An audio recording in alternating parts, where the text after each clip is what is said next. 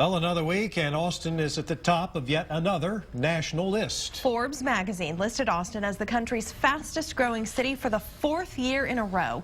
You can see the changes in the city's skyline through this beautiful image through our Austonian weather camera. Forbes says after the tech bust in the late 1990s, Austin focused on a variety of industries. In the last decade, more than 300 companies moved into Austin. 1/3 of those came from California. And that growth isn't limited to just Austin. Leander is in the middle of its own boom with a record 1,000 home sales expected this year.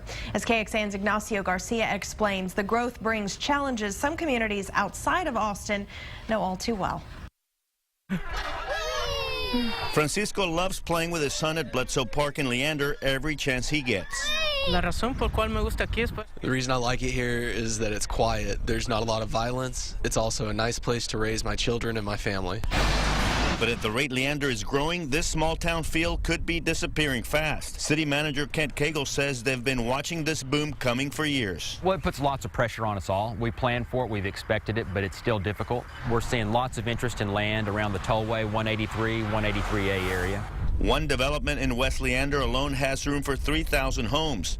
Dozens other homes going up all over town, forcing leaders to push out the city's borderlines. The city limits of Leander comprise about 26 square miles, and at full build out, whenever that may be, we expect to be somewhere around 66 square miles. He can get me! And that worries Duran, who says the boom will hurt the small town feel. More violence, more drugs, things like that start coming around, and it worries me. I have children, but all I can do is make sure I raise my children right.